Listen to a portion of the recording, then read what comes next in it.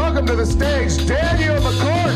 I took a drive on a country road into my hometown, even though the older crowd has grown up and rolled out. I was watching this documentary about this guy, Clive, and Clive had a necrosis in his brain, and he lost the part of his brain that allowed him to form new memories. So he could only retain 5 seconds of information, and then it was gone permanently, forever.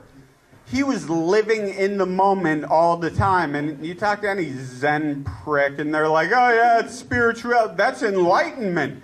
Living in the moment. Well, talk to Clive. He was like, no, it's horrific. It's like I just woke up every 5 seconds. You know what he followed that up with?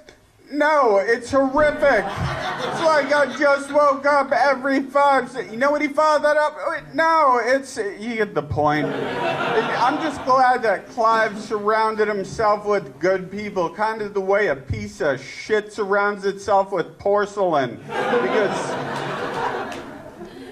if I was Clive's son, I would ruin his day every 5 seconds. Just every day, all day. Hey, we're going to Arby's. Oh my God, I hate Arby's. Too bad, that's where we're going. We're going where? We're going to Arby's. Oh my God. I hate Arby's. Too bad, that's where we're going. We're going where? You have AIDS. Yeah, you have AIDS and we're going to Arby's. Oh my God, we're going to Arby's? What about the AIDS? I'm dealing with the Arby's news now. Oh, I don't think you understand. Pops, you have full-blown terminal degenerative AIDS. So we're still going to Arby's. That would never get old. You can say whatever you wanted. He doesn't remember anything. Hey, you have Arby's and we're going to AIDS. Oh my God, I have Arby's? How did I get Arby's? I don't know, we went to AIDS, you went into the AIDS bathroom, you sat down, you got Arby's. That's where everybody gets Arby's. That's why it tastes like that. Whole Foods, you guys heard of Whole Foods? We don't have them in Syracuse, so Whole Foods, now in a marketing gimmick, sells steak with a backstory to it. Like a backstory, like your fucking ribeyes auditioning for a role at your barbecue. It's fucking sick. But you can buy a steak with a story. It's like, oh, this cow was raised in the rolling pastures of Nebraska and was cage-free and grass-fed. And yeah, I'm not eating that steak. That cow was way too happy. I want a miserable little Anne Frank steak. I want a steak that prayed for death from birth.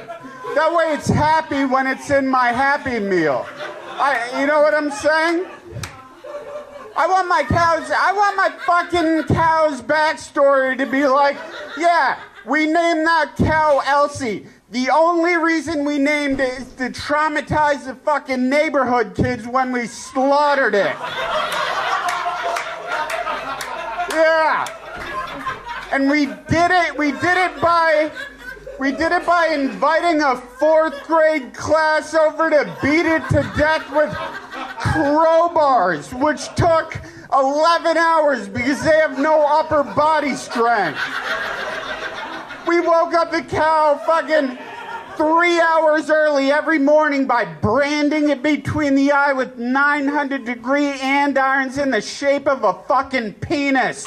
And yeah, and Elsie had 8 cage-free siblings that would frolic around and they would look at burnt penis face and make fun of her.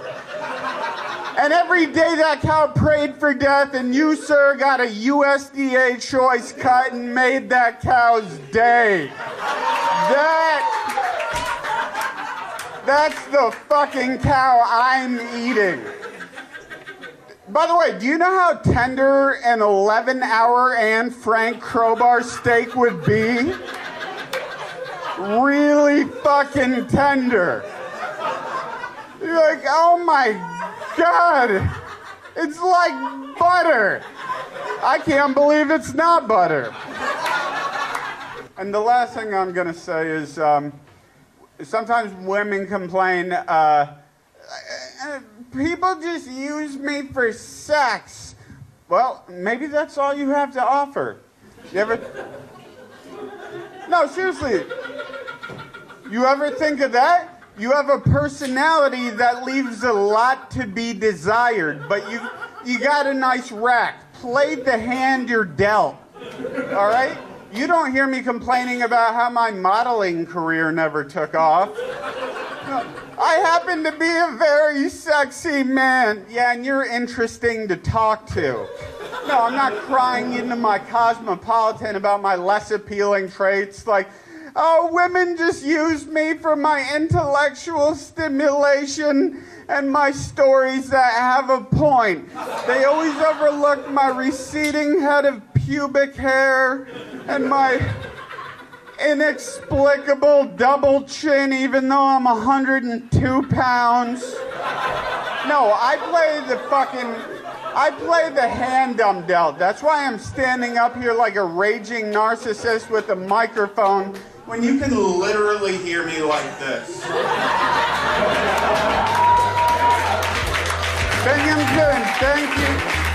You guys were great. Thank you for having me. Thank you for having me. Hope that everything is perfect now. You built a bridge, then you turned around. Ladies and gentlemen, Dan McCoy. You've been acting like a circus clown. Without a doubt, I don't think we can work it out. He's ridiculously fucking hilarious. The only comedian I've ever seen in my life, I have described him as piss your fucking pants hilarious. I'm sure you're proud. Take a bow, pull the curtains down.